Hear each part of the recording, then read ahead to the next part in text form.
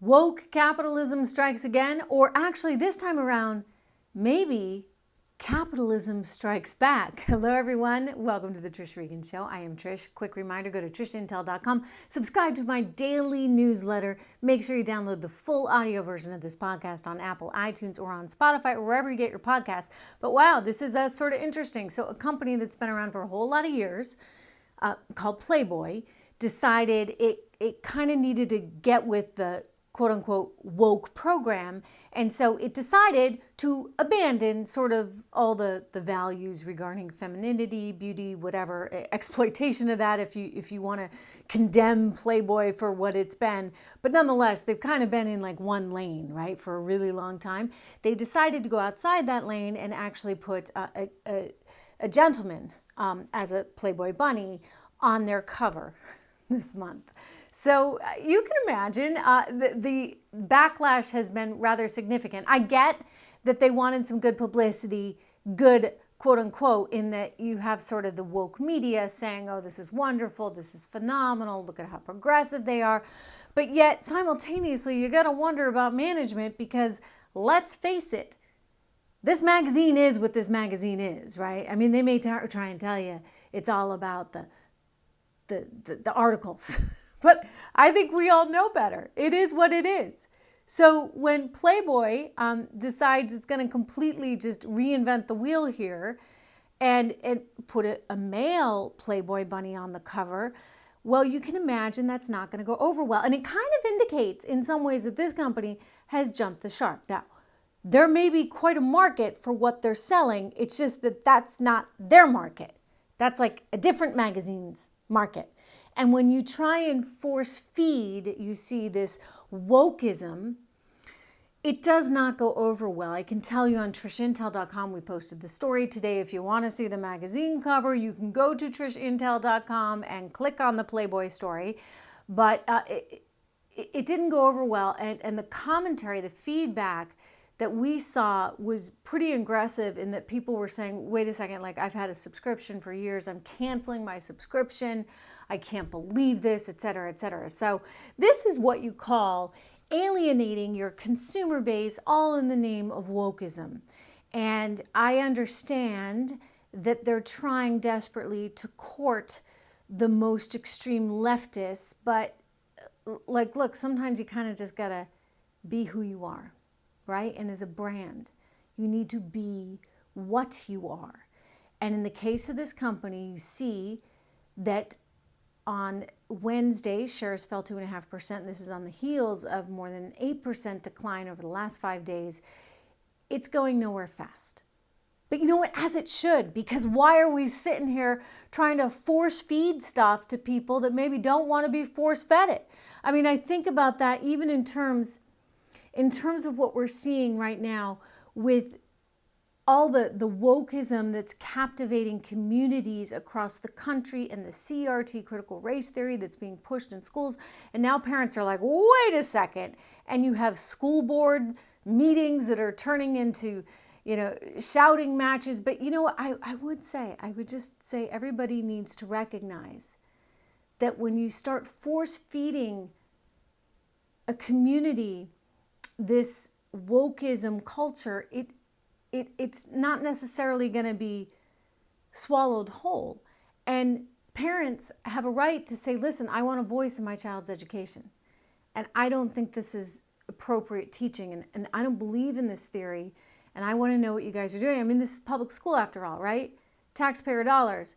And yet Merrick Garland's out there issuing this order that somehow it's the equivalent of terrorism to say, hey, wait a second, I want to have a discussion about what's being taught in school, and for parents to voice these concerns.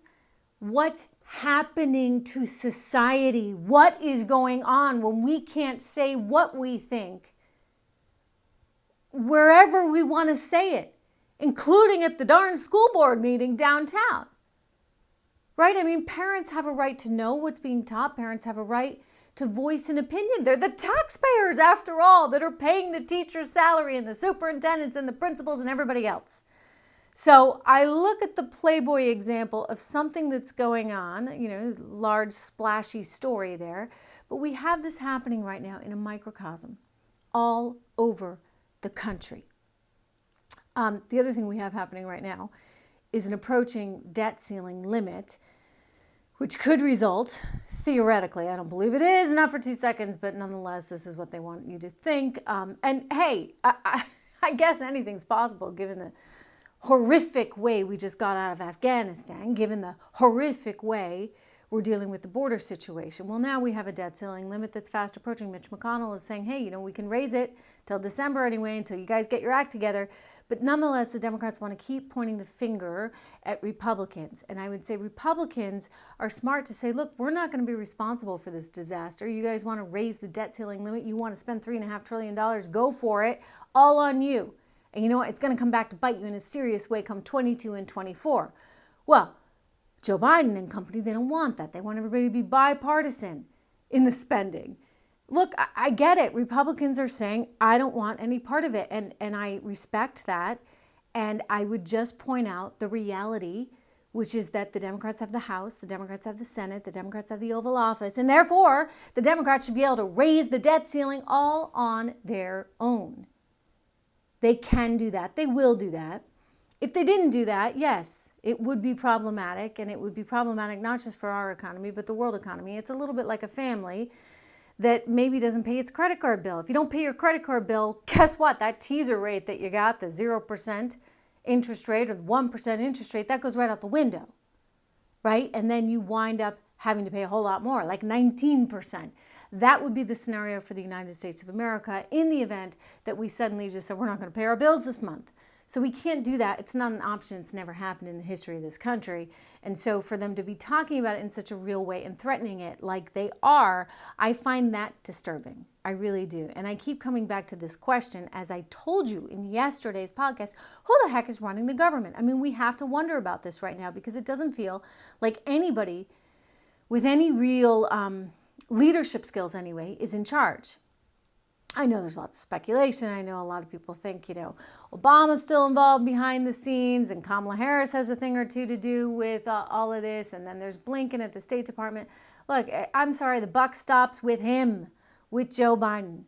And he is the elected president of the United States. Therefore, he needs to actually do his job. And right now, I'm increasingly concerned that he can't. He really can't. And I think America is increasingly concerned that he can't. Just look at the poll numbers right now. Look at what people are thinking. Look at what they're saying. Look at what they're saying. Look what they're doing in the stadiums all over the country. We have some choice video of the FU Biden moments on TrishIntel.com, my website. We've posted some of those, and you should take a look. He's responding to those posters and signage and chants now. He did so this week. We also have that online, so do go check it out, TrishIntel.com. It's not great that it's come to this. It's not great that people are actually saying that. I do believe that the presidency is an office that we all need to respect, even if we don't like the person that happens to be in there right now, even if we don't like the policies that he's promoting. But our country, I think, has gotten to the point where they are so fed up. And when you see what happened in Afghanistan, when we see what's happening on the border, when you look at gas prices, for goodness sakes, and the inflation that we're dealing with, it kind of gets people going in a big way. And when you look at what's happening in local communities with the CRT stuff, I think that has a big effect on things too, which is why we need to think about all of ourselves right now in this moment in time and the contributions we can make towards creating a better country for our children, for our own future. And each and every one of us has a say in all of this. So whether it's you going to the ballot box and casting your vote, however you may in 2022 or 2024, that's an important process. It's an important part of what's happening. Whether it's you going and voting for the school board in your local community because you don't want all this CRT stuff being stuffed down everybody's throat, that's an important move that you can make as an individual. Another important move that you can make as an individual is taking care of yourself, taking care of your finances, taking care of your health, and taking care of your children's health, which is why I want to tell you about a company, Uprising Food, that wants to encourage you to do just that. It's kind of a food revolution. That is what they're really talking about.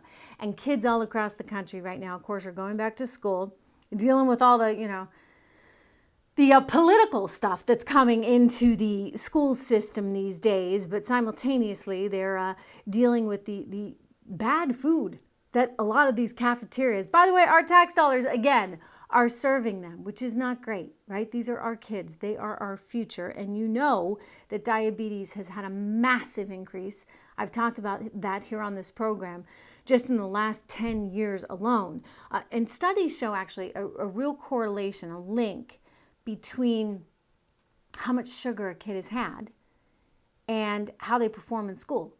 And it's not good, right? The more sugar they have, the worse the performance. And yet these kids are getting fed all this sugar, all this time, all this processed food, which is why we need to take back control of this. It's why we need a food revolution, so to speak. This is what Uprising Food is all about, and they're creating really good tasting food for your kids and for you and for me. We can finally eat bread. We can have chips, and they can be healthy, and they can be good for you, and they can be fresh, and they can be gluten-free, and they can have no carbs. Well, just a few carbs. Really, it's really good. And I'm pretty discerning. It's that good, and it's that fresh. And at 2 net carbs per serving, this is exactly what you want, because it's not going to have your sugar levels go through the roof or your kids' sugar levels go through the roof.